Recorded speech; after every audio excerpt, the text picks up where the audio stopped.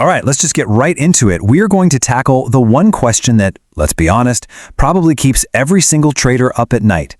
Is the broker holding my money secretly betting against me? You know the feeling, right? It's this huge, unsettling thought.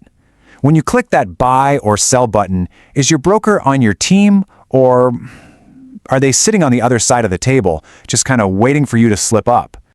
And the answer, which might actually surprise you, is, well, it's both. Yes and no. It completely 100% depends on the type of broker you're dealing with. And believe me, knowing the difference is maybe one of the most important lessons in all of trading. Look, this isn't just some minor detail. This is about the fundamental structure of the entire industry. Getting this is absolutely key to protecting your capital. So to really get started, let's look at the absolute worst-case scenario.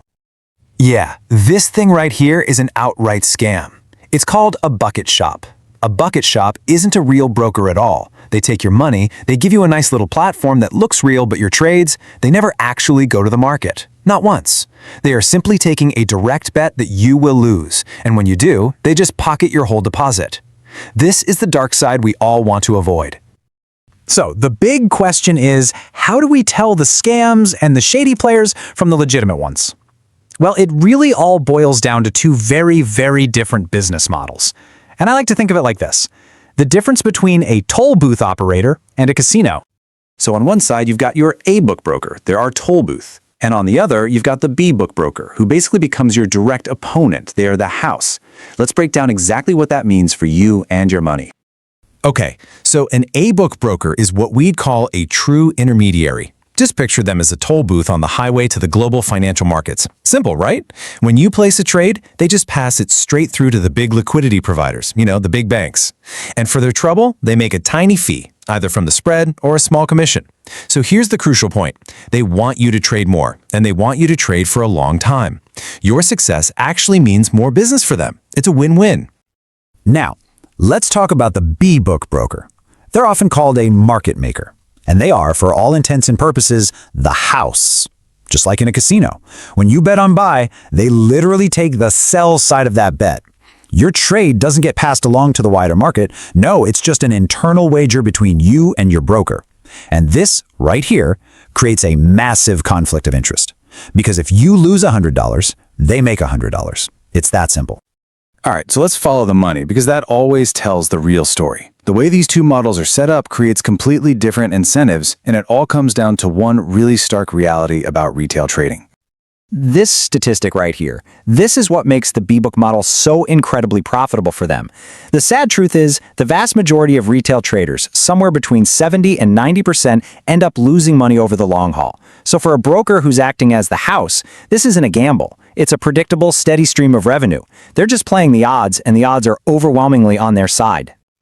So just take a look at this breakdown. You'll see that both types of brokers make money from spreads and commissions. That's totally standard. But notice that last row, trader losses, sometimes called OTC gains. This is an income source that only B-book brokers have. It's literally the money they make directly from their clients losing trades. And that's the official term for it, over-the-counter gains.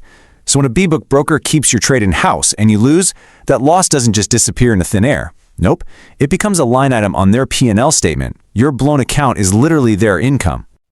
Okay, I know, that all sounds pretty scary. But here's the good news. You are not powerless in this situation. Not at all. You can absolutely figure out who you're dealing with. It just takes, a little bit of detective work. Here are 3 simple but really powerful steps. First, and this is the most important one, check their regulation. Who are they regulated by? Second, see how long they've been around. Scams and shady outfits just don't last for over a decade. And third, read what other traders are saying. And I mean both the good reviews and the bad ones. No broker is perfect, but you want to see a positive trend. Let's just focus on regulation for a second, because this part is totally non-negotiable. A top-tier regulator, like in the UK or Australia, forces a broker to get external audits, prove they're financially stable, and, this is critical, they have to keep your money in a segregated account. That means your funds are completely separate from their own company money. So if they go bankrupt tomorrow, your capital is safe. So what's the big takeaway from all this? Well, it's that being a successful trader isn't just about picking the right strategy. It's about understanding the game you're playing and, most importantly, choosing the right partners to play it with.